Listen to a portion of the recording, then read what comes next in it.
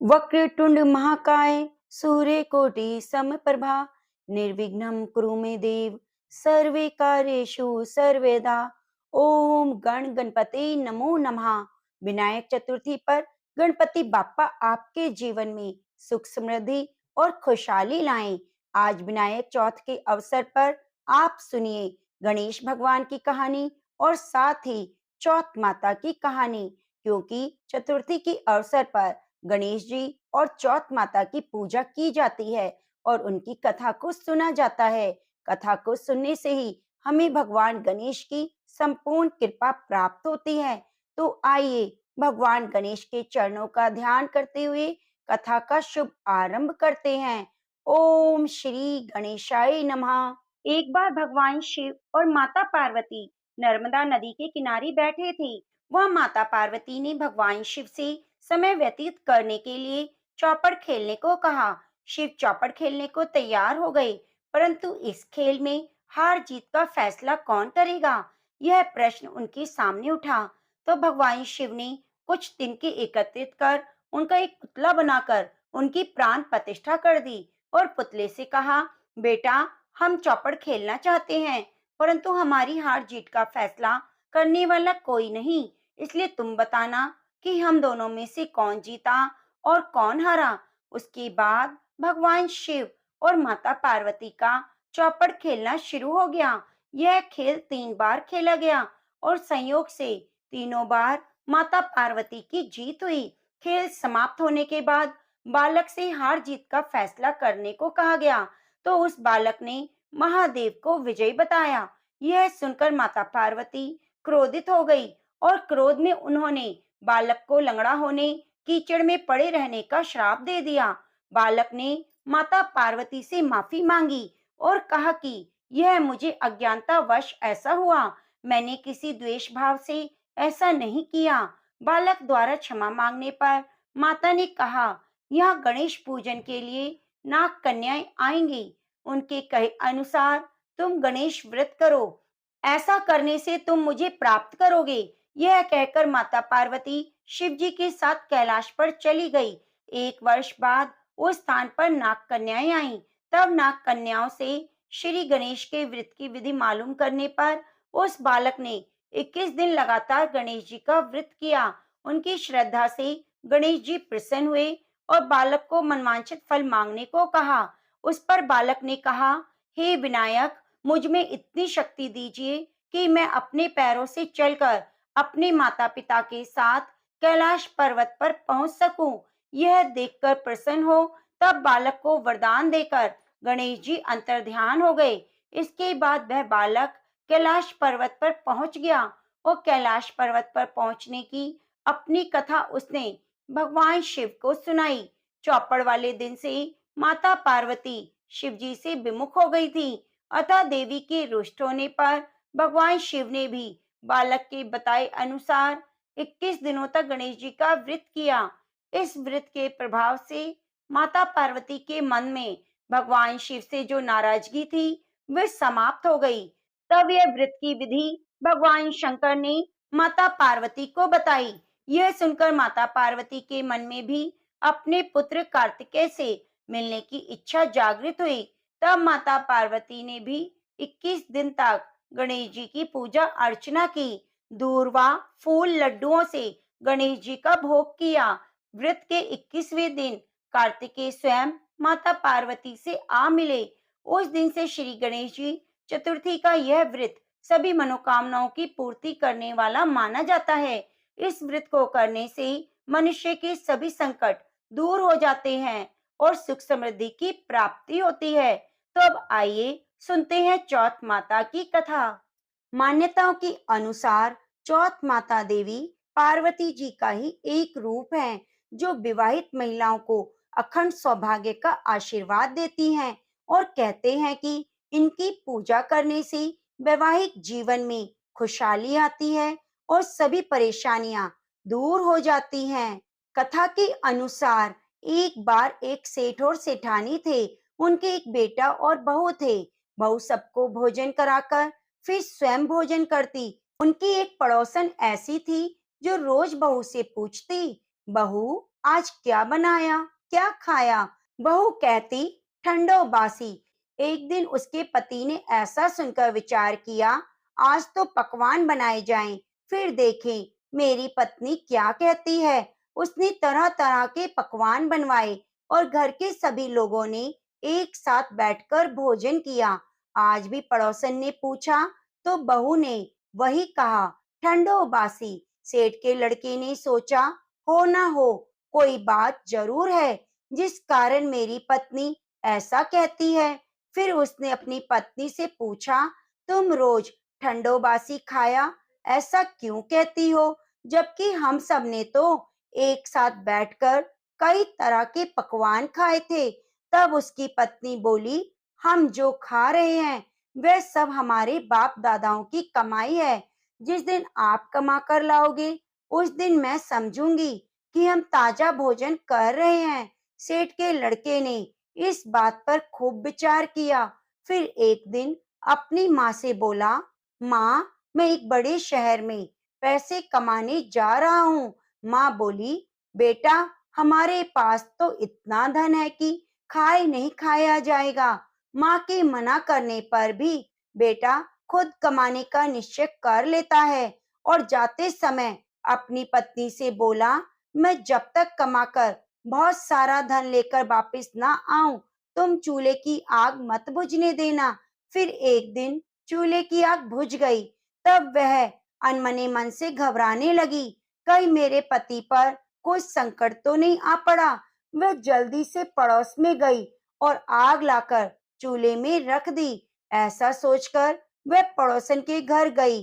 वहां पड़ोसन चौथ माता का व्रत पूजन कर रही थी। पड़ोसन ने कहा, बहन, थोड़ी देर में आकर ले जाना। बहू ने पड़ोसन से पूछा, आप ये व्रत क्यों करती हैं? इससे क्या मिलता है? पड़ोसन बोली, चौथ माता का व्रत करने से धन लक्ष्मी मिलती है, मनोकामनाएं पूरी होती हैं। अब बहू भी चौथ माता का व्रत करने लगी। दीवार पर चौथ माता बनाई, घी गुड़ चूरमे का भोग लगाकर रात को चंद्रमा को अर्घ देकर भोजन करती। ऐसा करते करते बहुत दिन बीत गए। उधर चौथ माता ने बहू के पति को सपने में दर्शन दिए कि साहूकार के बेटे, जाग रहा है, सो रहा है, तेरी पत्नी तुझे याद कर रही है, जा घर जा, उसकी चिंता मिटा दे। दुकान खोलकर कंकु केशर का पगलिया बनाकर बैठ जाना। आज तेरा सारा हिसाब किताब चुकता हो जाएगा।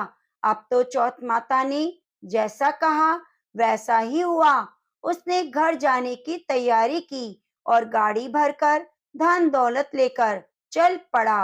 रास्ते में एक बड़ा सा काला नाग फन फैलाए बैठ गया और बोला, आज मैं तुझे डसूंगा, तेरी उम्र पूरी हो गई।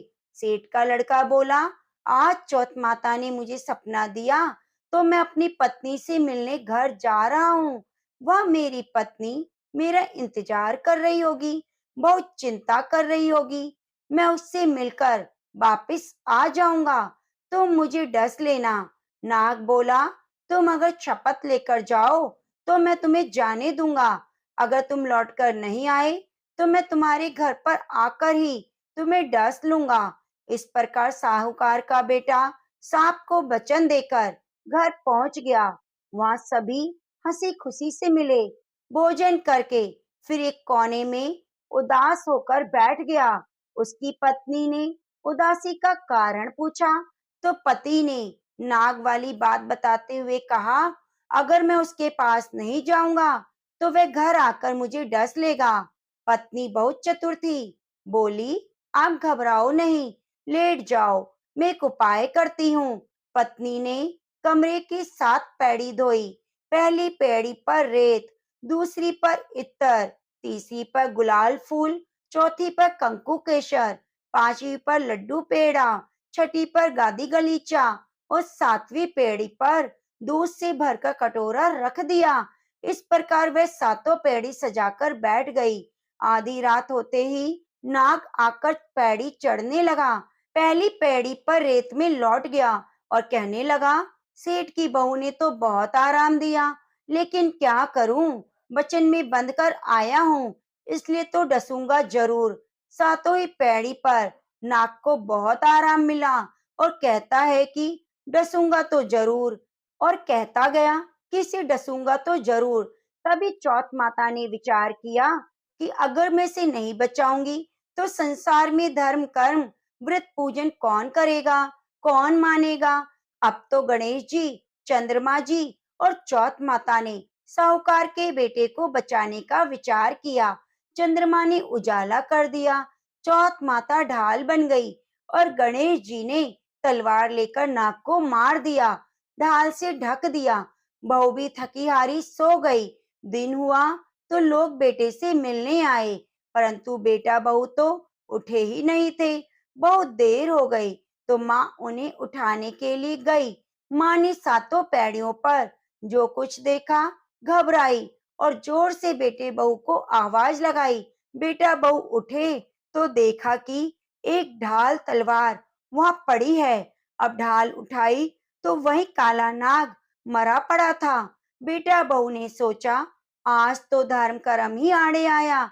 जो भगवान गणेश और चौथ माता ने हमारी रक्षा की। हे चौथ माता, आपने जैसे सेठ के बेटे बहू की रक्षा करी, वैसे सबकी करना। तो प्रेम से बोलिए, चौथ माता की जय हो। प्रेम से बोलो, गौरी पुत्र गणेश की जय हो। एक समय की बात है, भगवान श्री हरि विष्णु का विवाह लक्ष्मी जी के साथ तय हुआ।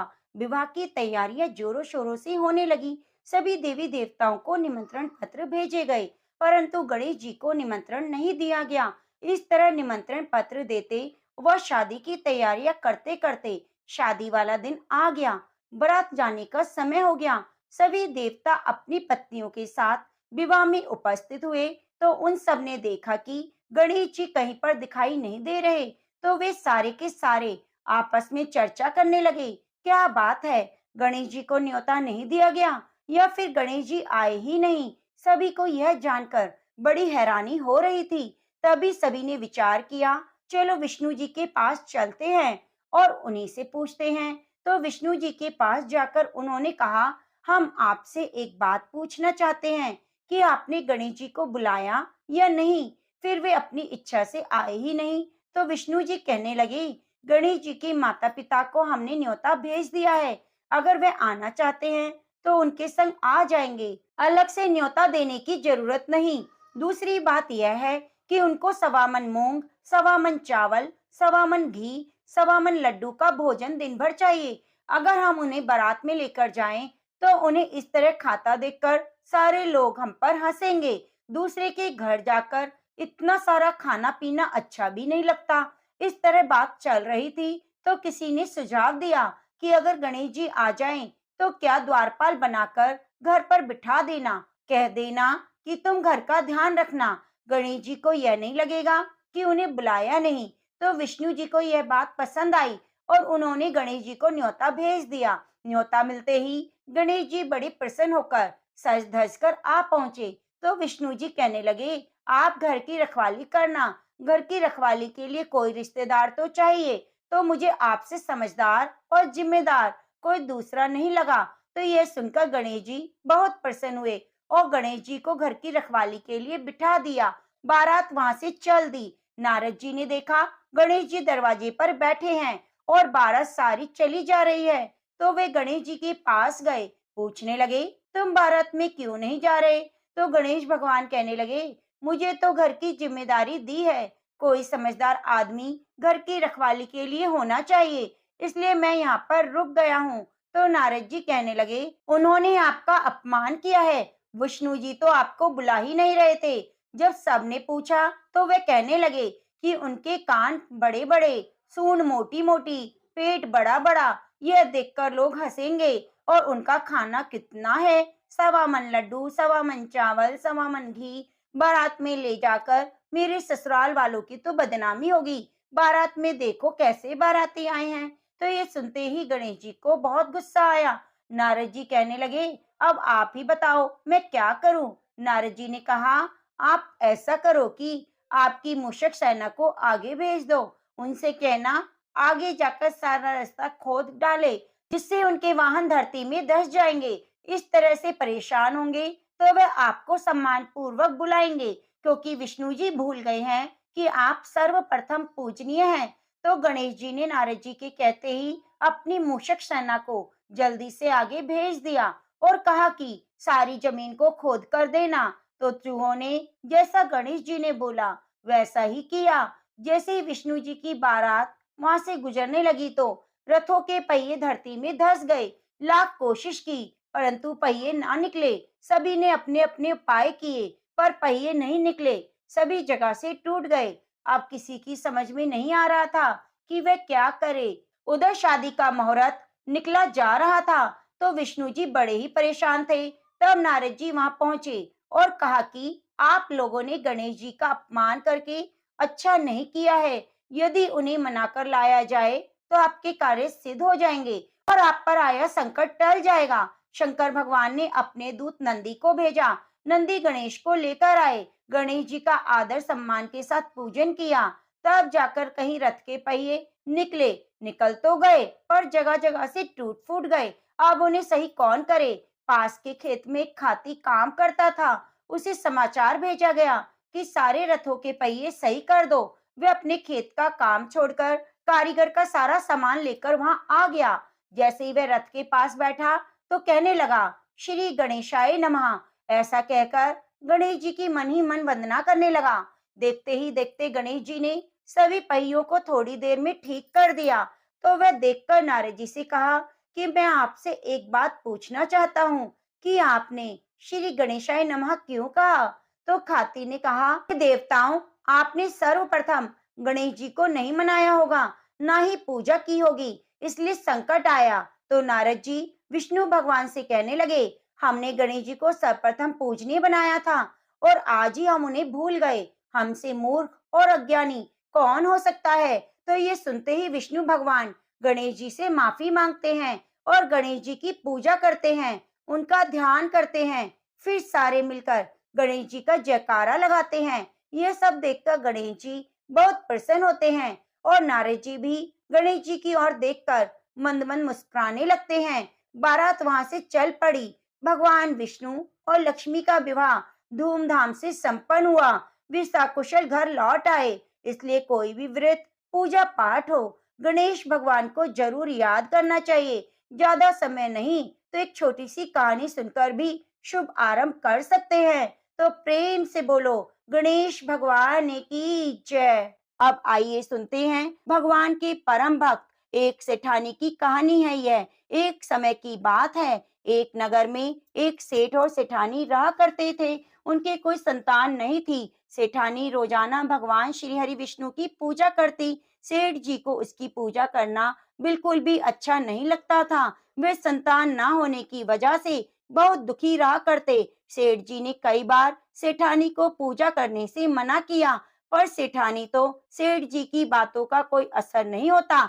एक दिन दोनों में किसी बात को लेकर कहासुनी हो गई। बात बढ़ते बढ़ते इतनी बढ़ गई कि सेठ जी ने सेठानी को घर से निकाल दिया। सेठानी घर से निकलकर जंगल की ओर चली गई। चलते चलते शाम हो गई। सेठानी ने देखा कि एक खदान में चार आदमी मिट्टी खोद रहे हैं। तो उसने वहां जाकर कहा, भैया मुझे नौकरी पर रख लो। तो उन्होंने सेठानी को काम पर रख लिया और कहा, तुम इस मिट्टी को खोद दो। तो सेठानी मिट्टी खोदने लगी। थोड़ी देर में मिट्टी खोदी तो उसके हाथों में छाले पड़ गए। उसके हाथों की हालत देखकर आदमी कहने लगे कि बहन, लगता है तुम अच्छे घर की महिला हो, तुम्हें काम करने की आदत नहीं। यह काम तुम रहने दो, हमारे घर पर काम कर दिया करो। तो वे चारों आदमी उसे अपने साथ घर ले आए। वे चार मुट्ठी अनाज लाते, सारे मिल बांटकर खा लेते। तो एक दिन सेठानी ने कहा, ऐसा करना, कल से तुम 8 मुट्ठी अनाज लाना।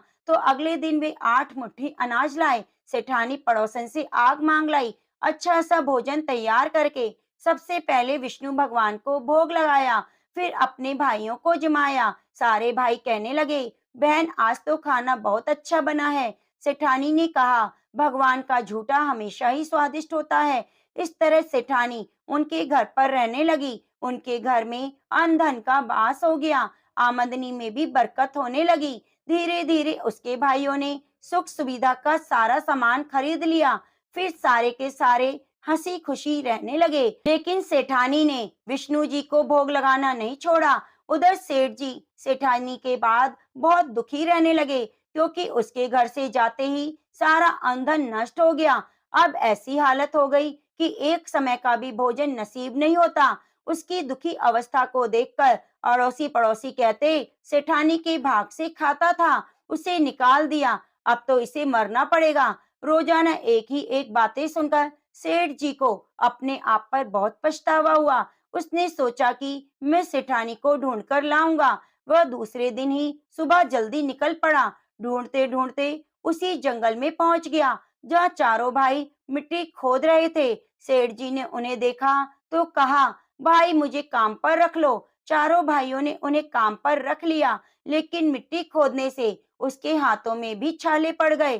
तो उनकी यह हालत देखकर बोले, तुम्हें ज्यादा काम करने की आदत नहीं, तुम हमारे साथ चलो, हमारे घर पर रहो। यह सुनकर सेठ जी उन चारों भाइयों के साथ घर चले गए। घर पहुंचते ही सेठानी तो घूंघट में थी, तो उसने सेठ जी को देखा, पहचान लिया, पर सेठ जी ने सेठानी को नहीं पहचाना। अब सेठानी तो भोजन तैयार कर रही थी। हमेशा की भांति भोजन तैयार किया, भगवान को भोग लगाया। तो उसके चारों भाई कहने लगे, बहन आज 5 थालियों में भोजन परोस दो। यह आदमी तुम्हारी तरह ही हमारे पास काम मांगने आया। थोड़ी देर मिट्टी खोदने पर इसके हाथों में छाले पड़ गए। लगता है अमीर घराने का आदमी है। तो सेठानी को तो पता था यह कौन है, पर उसने कुछ नहीं कहा। भगवान को भोग लगाने के बाद अपने भाइयों को भोजन परोसा, और जैसे ही सेठ जी को भोजन परोसने लगी तो विष्णु भगवान ने उसका हाथ पकड़ लिया। भाई कहने लगे, बहन तुम क्या कर रही हो, इसे भोजन परोस दो, यह भी भूखा है। तो उसकी बहन कहने लगी, भैया मैं कुछ नहीं कर रही, मेरा हाथ तो विष्णु भगवान ने पकड़ लिया। तो भाई कहने लगे, हमें भी विष्णु भगवान के दर्शन कराओ।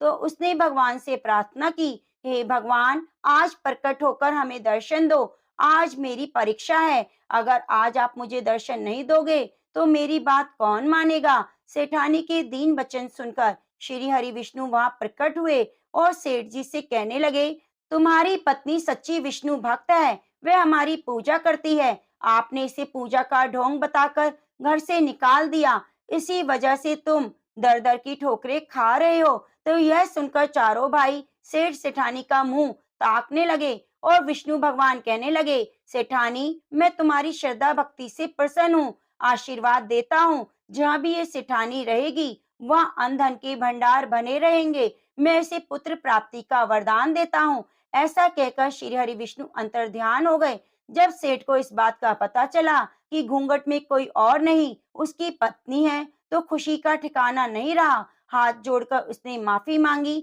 और साथ चलने को कहा। भाई कहने लगे, हम चारों भाइयों की लाडली बहन है, हम इसे गाजे बाजे के साथ विदा करेंगे। चारों भाइयों ने अपनी बहन को बहुत सारा धन देकर विदा किया। विष्णु जी की कृपा से 10वें महीने में सेठानी ने सुंदर पुत्र को जन्म दिया। तो विष्णु भगवान के चमत्कार को देखकर सेठ जी भी सेठानी के साथ श्री हरि विष्णु की पूजा करने लगे। फिर सभी सुखों को भोग कर अंत में बैकुंठ धाम को गए। तो प्रेम से बोलिए विष्णु भगवान की जय हो। अब आइए सुनते हैं लपसी तपसी की कथा। कहते हैं कि लपसी तपसी की कथा को सुने बिना हमारी कथा पूरी नहीं होती, तो हर कथा कहानी में हमें लपसी तपसी की कथा को जरूर सुनना चाहिए। एक लपसी था, एक तपसी था। तपसी तो भगवान की तपस्या करता और लपसी रोजाना सवा सेर का हलवा बनाकर भगवान को भोग लगाकर टाली हिलाकर जीम लेता। एक दिन दोनों में झगड़ा हो गया। तपसी बोला, मैं भगवान की तपस्या करता हूँ, इसलिए मैं बड़ा हूँ। लपसी बोला, नहीं मैं बड़ा हूँ। नारद जी ने कहा, तुम्हारा फैसला मैं करूंगा। दूसरे दिन जब तपसी नहाकर आ रहा था तो नारद जी ने 1.25 करोड़ का मुंडरा तपसी के आगे गिरा दिया। उसे देखकर तपसी ने उसे पैर के नीचे दबा लिया और तपस्या करने लगा। उधर लपसी ने 1.25 सेर हलवा बनाकर भगवान को भोग लगाया और टाली हिलाकर जीम लिया। इतने में नारद जी आए और दोनों को अपने पास बुलाया। दोनों ने नारद जी से पूछा, बताइए दोनों में कौन बड़ा है। नारद जी ने तपसी से अपना पांव हटाने को कहा पांव हटाते ही मुंदड़ा निकला। तब नारद जी ने कहा, तब से तुमने मुंदड़ा चुराया है, जिससे तुम्हारी तपस्या भंग हुई, इसलिए लपसी बड़ा है। तपसी ने कहा, मुझे मेरी तपस्या का फल कैसे मिलेगा?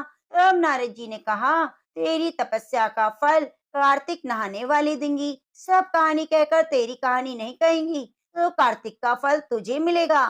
धोती देकर अंगोछा न दे, सीधा देकर दक्षिणा न दे, ब्राह्मण को भोजन कराकर दक्षिणा न दे, दीवा चास के हाथ न जोड़ने पर, कपड़ा देकर बटन न लगाने पर, दूसरे दीपक से अपना दीपक जलाने पर, दाहिने हाथ से नाड़ा बांधे, तो इन सब का फल तुम्हें मिलेगा। इतना कहकर नारद जी अंतर ध्यान हो गए। तो प्रेम से बोलिए कृष्ण भगवान की जय। अब आइए सुनते हैं माँ लक्ष्मी चालीसा का पाठ। इसके सुनने मात्र से घर में सुख शांति और सौभाग्य की वृद्धि होती है। माता लक्ष्मी के चरणों का ध्यान करते हुए आप इसे श्रद्धा पूर्वक सुनिए।